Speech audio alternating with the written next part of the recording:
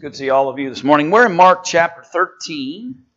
Mark chapter 13. I hope my voice will go. Somebody made me work in a kitchen this week with a big drone of a fan running. So we had to shout at each other, "Give me the peanut butter, give me the peanut butter." And so your voice is about shot. So we'll see what happens. But anyway, we're here in Mark chapter 13, and we're working on this. It's kind of a challenging section because we have to make some determinations whether there's a breaking point where he talks about things related to the destruction of Jerusalem, and then is there a moment where he switches and has a conversation about the second coming of Jesus, or, and this half a can of worms I opened up Wednesday night, are they all the same? Are all of those events simultaneous in 70 A.D. at the destruction of Jerusalem? And so we had a little bit of a conversation about that Wednesday night. We talked a little bit about the idea that there are some thoughts by some that have been expressed over the years. You can go back and read the history of that if you choose, where there are those who conclude that all things as it relates to the prophecies of Jesus all were finalized in 70 A.D., that Jesus came back the second time in 70 A.D., and that all fulfillment of everything that Jesus ever promised or had in mind was completed and finished in that moment. Now, it's hard sometimes when you're talking about prophecies and their fulfillments and those kinds of things to know exactly how to approach that, because you'll get, depending on who you're reading from, when it comes to those sorts of things, you'll find maybe a half dozen different variations on the same basic concept, and so it's somewhat challenging at times. Let me just give you this quick couple of snippets to think about as it relates to that. If it be true that final judgment, second coming of Jesus, everything that needed to be finished and fulfilled all happened in Jerusalem in 70 A.D., then here are some challenges that creates. If that be true, then how do you deal with Hebrews chapter 9 and verse 27? Where he said, "It is appointed unto man once to die, and" what? After this, in other words, after his death, the judgment. But if all judgment has already occurred in AD 70, and we're just kind of players on a stage waiting for the right moment for us to kind of finish our own little part of this world, but I've already been judged because my life is already known, and that's the only conclusion you can make if all judgment happened in AD 70. Then Hebrews 9:27 doesn't apply to anybody except those who lived before 70 AD. And that doesn't seem to fit, does it? Peter talked about at the second coming of Jesus what was going to happen with the earth. It was going to melt away. Okay, so that's a challenge. That creates a problem. If Jesus came back in 70 AD, why is the earth still here? Why did it not melt away with fervent heat, as Peter illustrated that it would? And so those are just a couple of quick things. I could keep going with that list, but those are just a couple of, to me, kind of glaringly obvious things that create a problem with the idea that all things related to the judgment were completed and finished in 70 AD. And the challenge really comes up with being able to make distinctions between when it is that Jesus is answering certain questions from His disciples. His disciples basically in this context, and you could add Matthew's record of it and Luke's record of it as well, and the basic idea is they want to know, is there any signs or anything that will tell us when this destruction of where stone on top of stone, this moment where people should not even come off their housetop to come down and pack a bag, that when that moment comes where they're to run to the mountains. And by the way, it seems kind of interesting to me that at final judgment, just to throw one more snippet, I said I gave you two, I'll give you one more. It seems a little bit odd to me that if that was final judgment in Jerusalem in 70 AD, why are people running? How could you run from that moment? He tells them to run.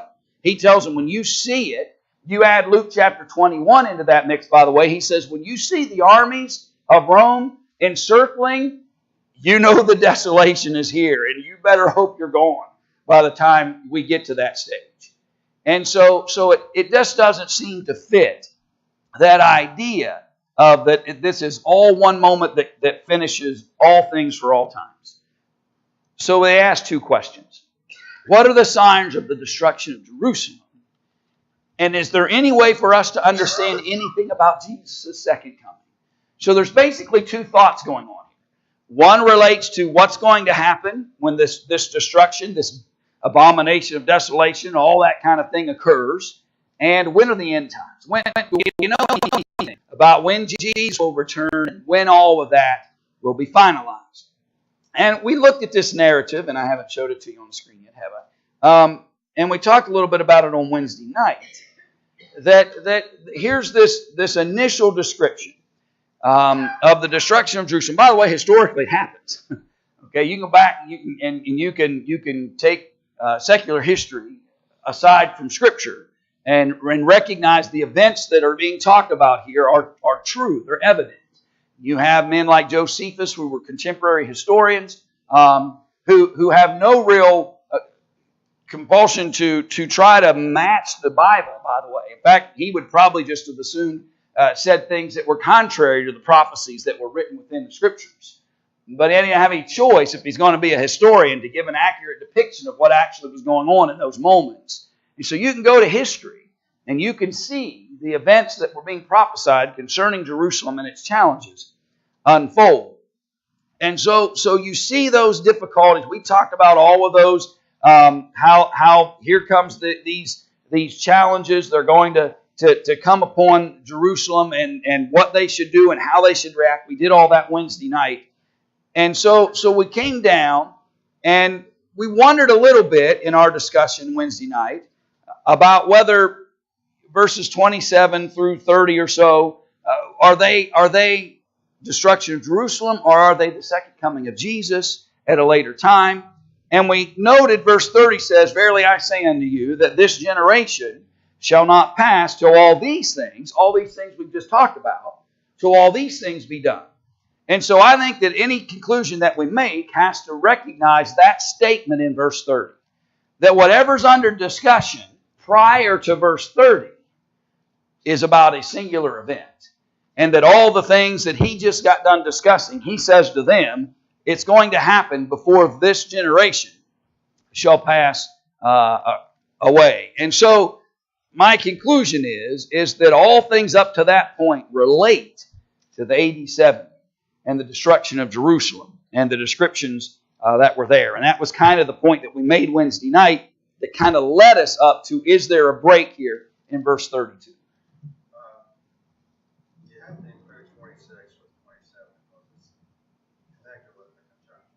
Yeah. And the thought here is started with 26. At that time, men will see. Go back up to 21. It says, at that time, men will say. Yeah. Is this part of what he's saying there from 21? Do not believe it? Yes, I think he's that's that argument through that section is that I'm giving you the legitimate sign. If you want to have a general indication of when this destruction of Jerusalem is going to happen and when you should jump off your house and run, you listen to what I'm telling you, Jesus says. These are the real warnings. They're going to be false Christs and false prophets and all kinds of people come out of the woodwork and tell you all kinds of things that they claim are the signal that the desolation is here. You got to ignore all that. Trust the warnings that I've given you. That's what I see.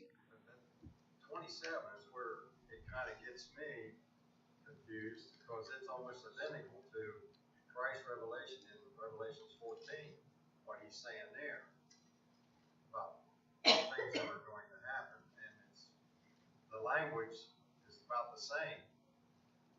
So Yeah. That's what it was. Yeah. And that's why, and again, that's sometimes we have to be somewhat cautious about how we view, because you might have to use similar language to describe two separate events. You understand what I mean by that? That you don't always get to create new language. In other words, you don't always get to be able to fashion a new way to say the same thing that may be relevant to two separate and unique moments. And I just simply say that to illustrate that messengers, angels, have been used throughout the history of man.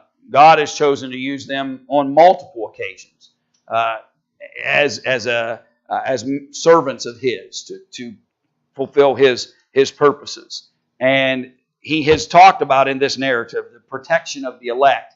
There's the protection that He gives them by telling them the warnings and when they should run.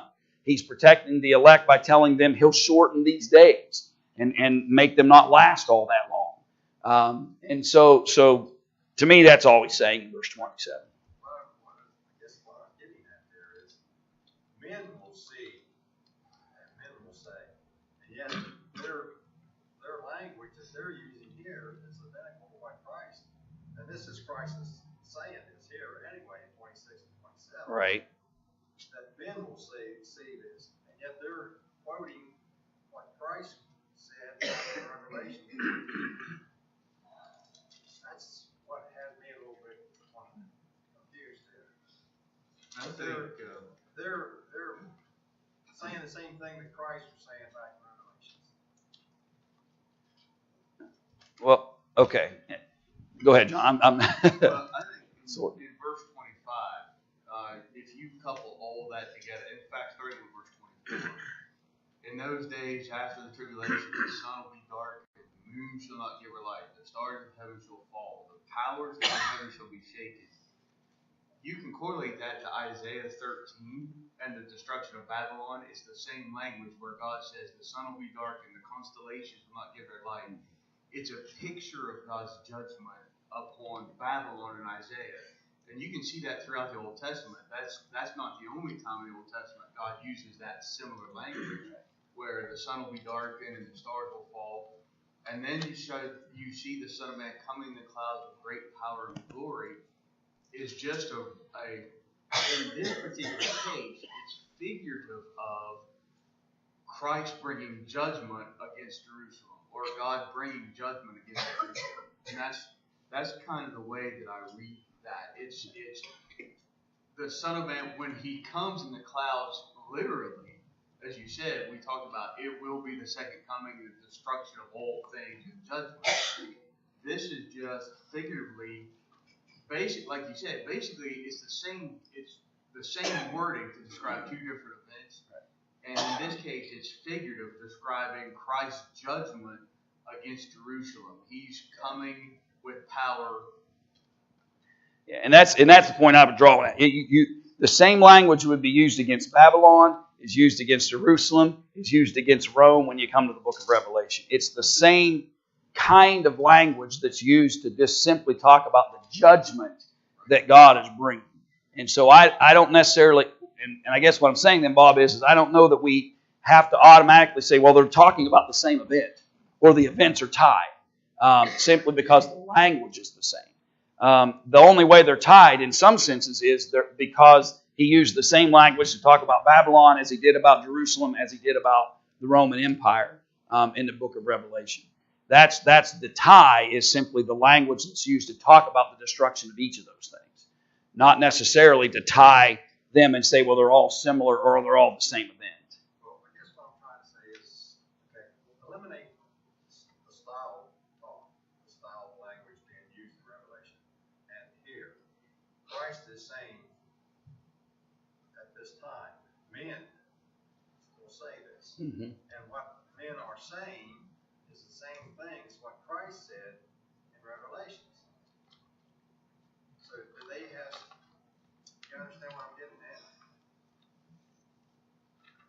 Okay. Yeah, I do understand. Now I do get, and you've added a thought that I've never explored, so I'm having to pause for a second. I don't know that He says, if any man shall say to you in verse 21, lo, here's Christ, here He is, there He is, false Christ come, verse 22, verse 23, but take ye heed, behold, I have foretold you all things, but in those days after that tribulation. I don't think verse 24 and 25 and 26 is talk. I think Jesus is saying that. I don't think man is saying that so I think there's a break. Men aren't saying those things. That men aren't using the darkness of the moon and the sun as like they would as a false Christ. I don't think there's a tie between those two things.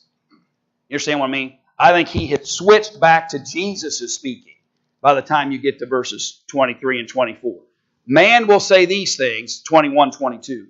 But I say, this is the message. So I don't think it's men speaking there.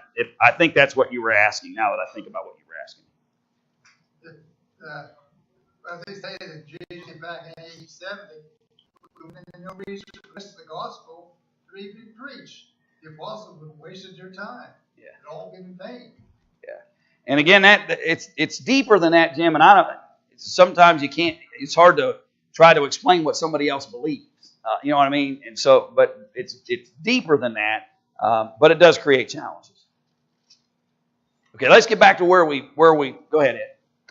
I just wondered about we're kind of hanging up on this generation, till it says you will know this until this generation passed. Now, is he talking about the Jewish group of people that he's speaking to, or is he talking about the Christian generation that is coming? That seemed like the thing that's kind of holding us up right there, because everybody thinks, well, these people are going to be alive when all this stuff happens. So, what generation is he talking about? And I think that just by the language, particularly in the King James Version, but when he says that this generation, he's very specific. The one he's talking to, this generation of people that were living right then, you're going to see all this. There are going to be people that are living, breathing, and hearing Jesus say these things, are going to see these first events occur. Because you're not going to be that many years. You'll have some people still living that were present when Jesus said it, that'll be present when it's time to run. And then a transition, I believe, in verse 32. And especially when you add it to the other narratives that parallel this. Matthew's account, Luke's account. When you begin to parallel them, and you recognize that there were two basic questions going on, concerning destruction of Jerusalem, the other concerning the second coming of Jesus. But of that day, I think that's a transitional statement in verse 32. But of that day, the second one you asked me about. These things talk about the destruction of Jerusalem. These things talk about your first question. But of that day, your second question, that hour knoweth no man, no, not the angels which are in heaven, neither the Son, but the Father. And why I also believe there's a transition there, by the way, is because they're asking for signs and wonders, right? They want to know, is there any kind of indicator that'll let us know that the events you're talking about are about to happen? And so he gives them a lot of indicators about the destruction of Jerusalem. He tells them that there are going to be events and circumstances. You're going to see the abomination of desolation that Daniel talked about happen in the sanctuary. You're going to see the surrounding armies of Rome when you add Luke 21's account. You're going to have all kinds of indicators that the destruction of Jerusalem is at hand and you need to get to the mountains.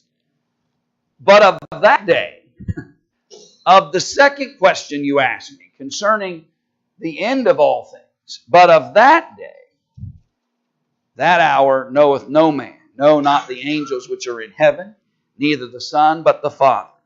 Take ye heed, watch and pray, for you know not when the time is. You can, in some senses, sit, I don't want to say sit and relax, but you can kind of sit and be patiently watching for the destruction of Jerusalem that's coming, knowing that you're going to have a handful of what? Indicators. So I can kind of take a breath, and I don't really have to get all that excited about it until I start seeing the indications that it's here. When I see the abomination of desolation, see the arm's coming, I see all those signs, then I can react. But of that day, you just need to be watching in what manner? Watching and praying. Yeah. And all the time, right? Because you don't know. There's not going to be a great sign, some great moment that helps you and I conclude that oh, we're at the end, Jesus is coming. That you don't have the same kinds of things. You don't have the same kind of visible, tangible signs or warning in that day. So you just need to watch and pray. Excuse me. For you know not when the time has come. For the Son of Man is as a man taking a far journey, who left his house and gave authority to his servants, and to every man his work, and commanded the porter to watch. Watch ye therefore, for you know not when the master of the house cometh, at even, or at midnight, or at the cock crowing, or in the morning, lest coming suddenly he find you sleeping. And what I say unto you, I say unto all, watch. And so again, that's just my conclusion as I've studied all of these texts in relationship to each of them. But I believe he's made a breaking point in verse 32 to answer the second question that the disciples asked him concerning the second coming of Jesus. And there's a much more generic, if you will, answer to that. You just need to be watching all the time for that, he says. You need to be prepared every moment of every day and be watching and praying all the time. Because you're not going to get a warning. You're not going to get the same kinds of things to know when that day is approaching. Look how many times he uses the word watch. Yeah. Watch means look out for something. Yeah. Something is coming. Yeah. And Jesus himself didn't know the day either. Yeah. So there's a real sense of finality when you think about that God the Father has reserved that for himself in relationship to those things. I have a question about that. At this point, when Jesus is on earth, he didn't know. Yeah. Now that he's ascended into heaven, there's nothing that tells us ever in the scriptures that the Father has shared that time with him.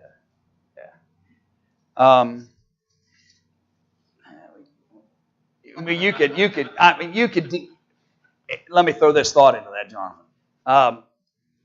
Notice if there's accuracy to this, and I had to be quite honest because I wasn't anticipating the question, so I didn't run the language. But verse 34, Jesus is referred to as what? The Son of Man. And so I get what you're saying in that sense. That there's a possibility here that you're dealing with the idea that he, as the Son of Man, does not have the knowledge of when that moment in time would come. Let's just pray someday we can ask him, right? Because I don't know that there's an answer to that necessarily. All right. Any other thoughts, questions, considerations about any of those things in chapter 13? All right. If you have your questions, you can grab them, and I'll try to pull them up here real quick. I forgot to have them prepped, but I'll give you a minute to pull them out of your Bible or wherever you're keeping them, and I will throw them on the screen.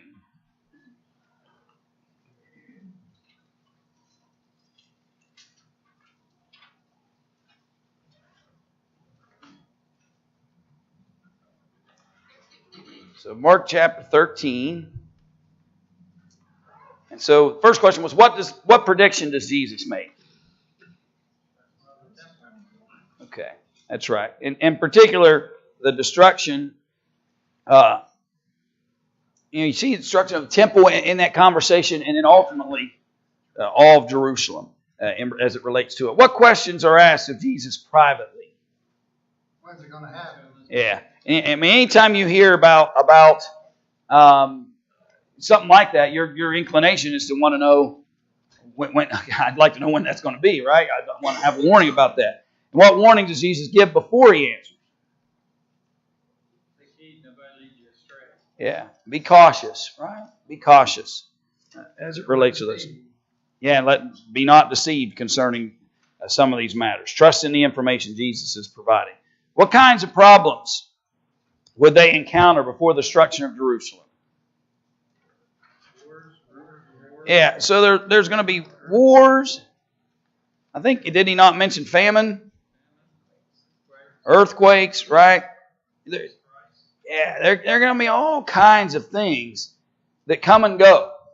And the temptation is, and you think about it. throughout history, men have done this. From a, for lack of a better description, from a Judeo-Christian, in other words, those who generically believe in Jehovah God of the Bible. From a Judeo-Christian perspective, anytime there's a major calamity within the world, people start wanting to do what?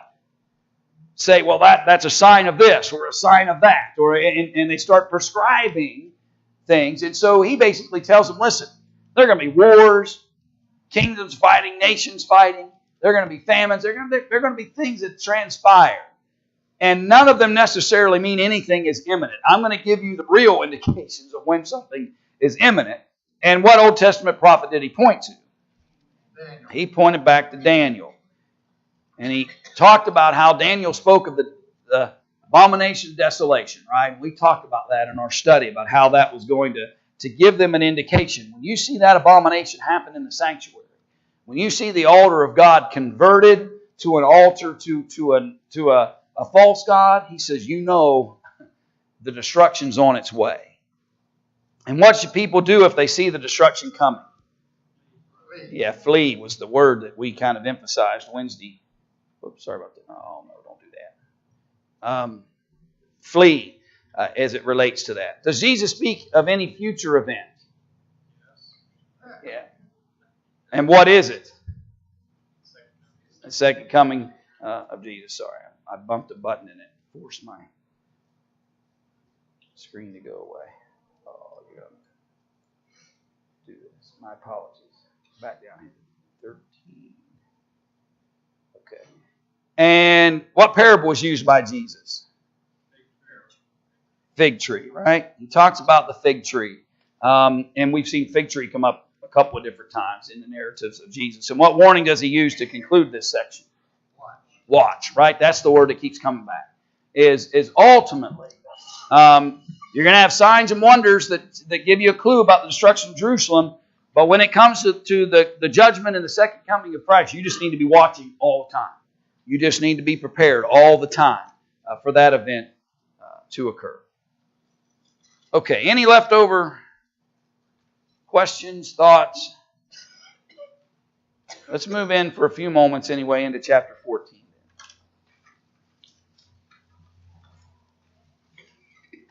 And because that was such a, we kind of had to work through that narrative, we've kind of maybe forgotten the fact that all of this is happening in what span of time?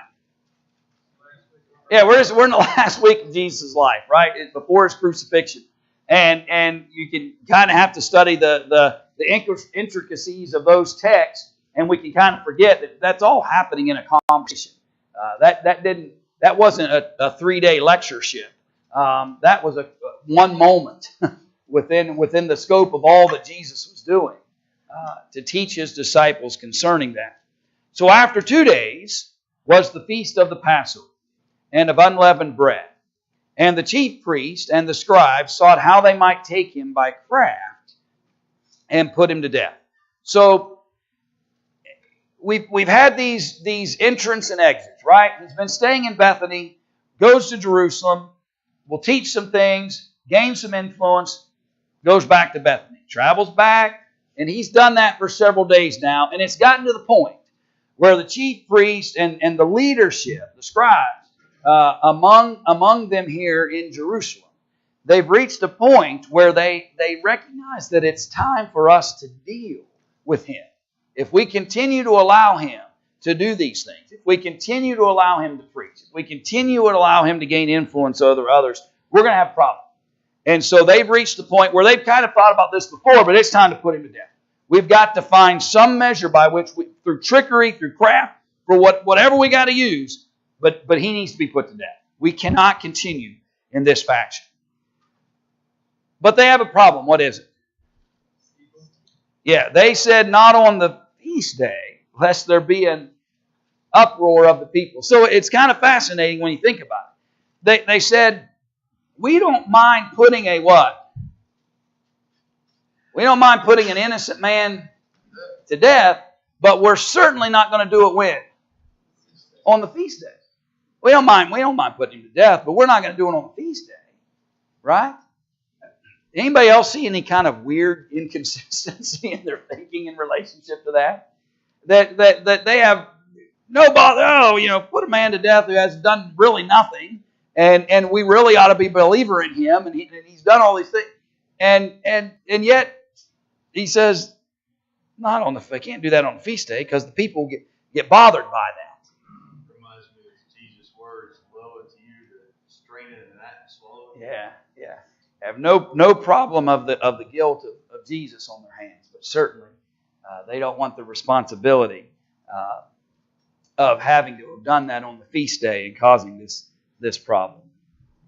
Do you think God had a hand in that decision that these men made because of the similarities of the Passover Yeah.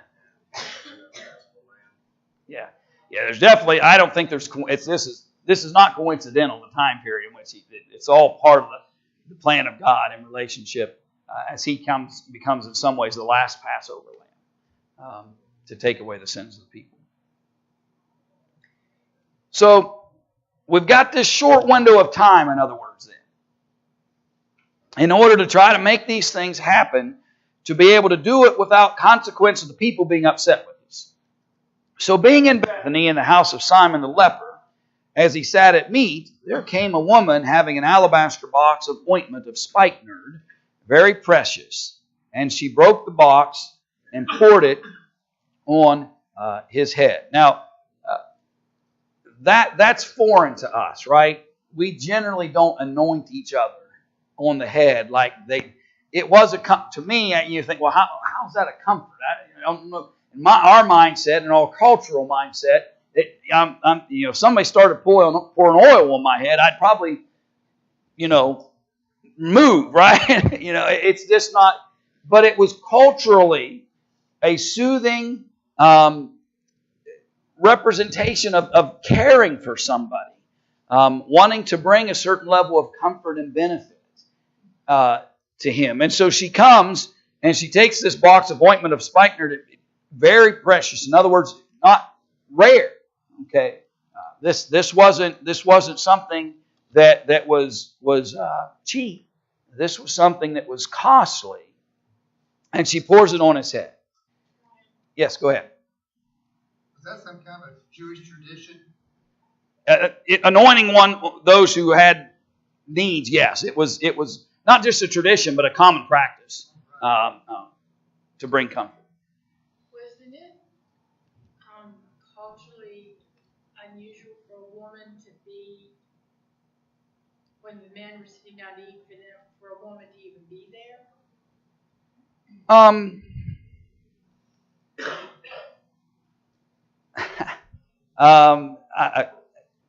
I'd have to go back and do some reading. I don't know that in a house that it would have been uncommon for her to have been there, because you're talking about in the home of Simon the leper, and it's obvious she wasn't. If I'm reading it right, she wasn't there when they sat down to eat. She came as after they had sat down to eat. She comes to the home to seek out Jesus in that fashion. So it may be somewhat uncommon, but I don't. Again, I'd have to go back and look more specifically at that. But it's obvious that she has sought him out. To me, that's the key to that.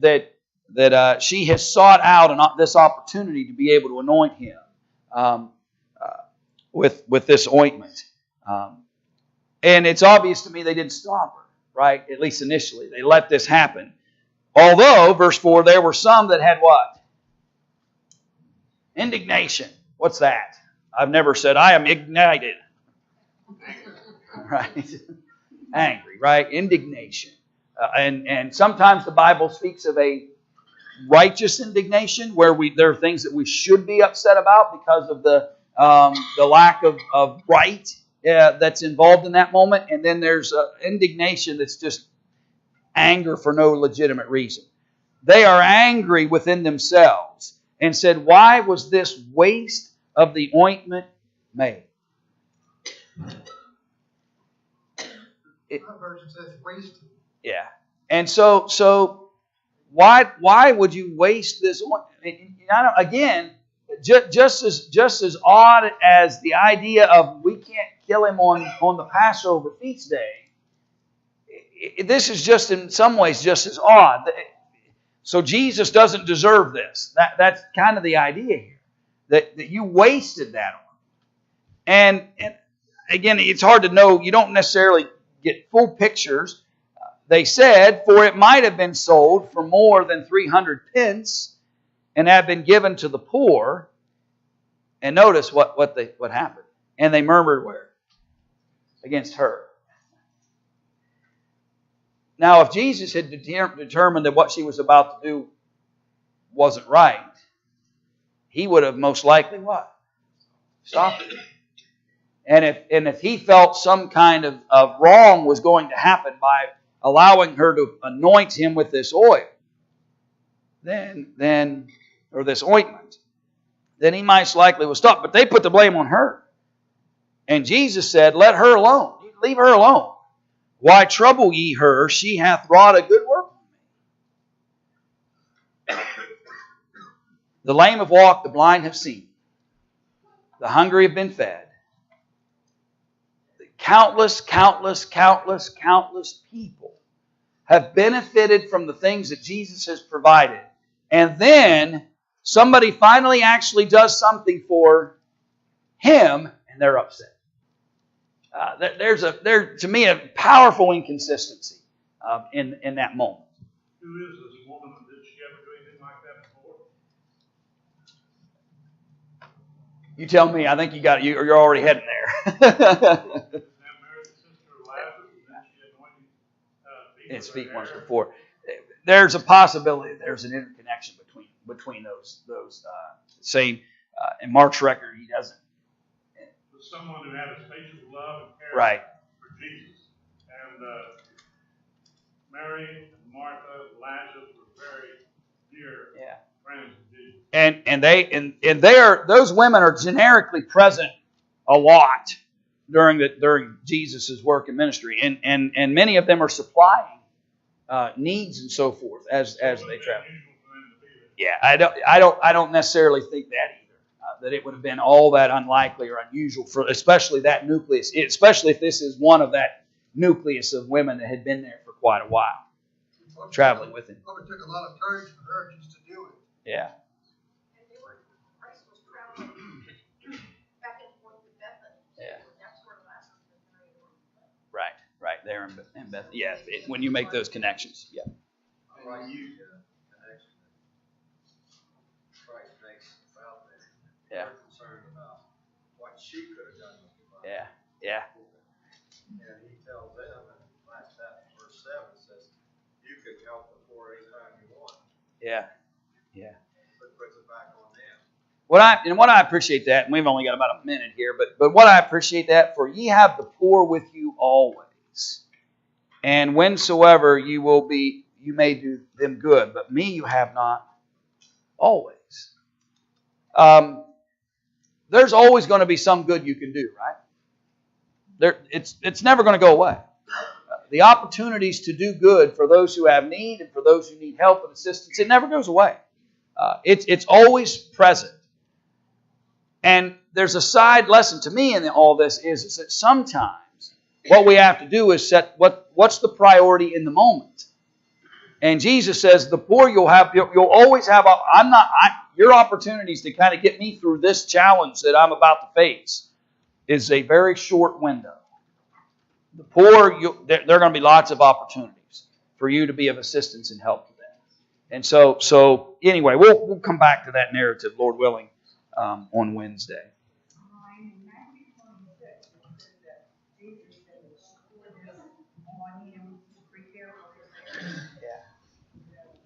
She recognizes what's coming for him.